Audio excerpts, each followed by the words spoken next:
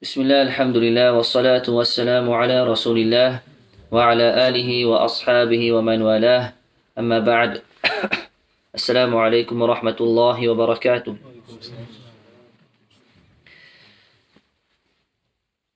In Sahih Muslim, reported by Abu Hurairah radiallahu anhu in a hadith Qudsi, Allah Azza wa Jal, He said, إِذَا تَحَدَّثَ عَبْدِي بِأَنْ يَعْمَلَ حَسَنَةً فَأَنَا أَكْتُبُهَا لَهُ حَسَنَةً.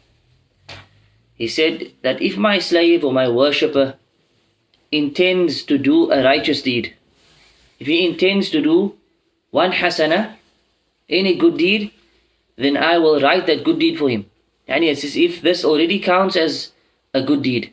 Meaning, the intention alone, we get rewarded for a good intention. If we follow through and act upon the intention, then we get an extra reward for the action as well. But the good intention alone is already a good deed that's written in our books.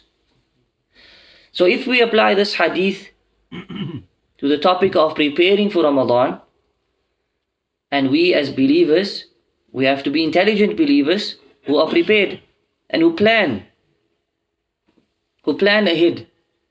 So as Ramadan approaches, we should have a goal, we should have a plan, and we should have certain intentions that we have made. If we haven't made them yet, we need to think about them and make a sincere intention. We have a few different goals that I'm intending to fulfill, inshaAllah ta'ala. For example, this Ramadan, I'm going to read so much of the Quran. I'm going to read so many khatams of the Quran. And this would obviously differ from person to person, depending how fluent one is. Those who are hufad should be reading multiple khatams, inshaAllah, in the month of Ramadan. Those who are not, maybe a bit less. Those who are less fluent will read a bit less. But each person should give himself a goal. Have a niyyah, this is how much I'm going to do. And I'm going to push myself. Push your boundaries, inshallah, because this is the time. If you are not going to push, then when are we going to push? Now is the time to exert oneself in one's worship. Another good intention that each believer should make, I'm going to try and be in the masjid as often as I can. For each waqt. For each waqt. Not just one waqt or two awqat. Let's try and work to push myself. Where I have a valid excuse, that's one thing. But if I'm at home, I'm going to make an effort to be in the masjid. This is Ramadan. Now's the time to fix up and mend that relationship with the house of Allah subhanahu wa ta'ala. So have this intention. And like this, for every act of worship, for every part of your life, you need to think and have a goal, plan. Where am I? Where's my shortfalls? Where's my weaknesses? I need to fix them up. In terms of my akhlaq, in terms of my character, I have certain deficiencies. Where do I fix up? I'm going to work on it this month. This is the month I'm going to fix up. Where are my sins? My bad habits that I've developed, either over the year or over the years.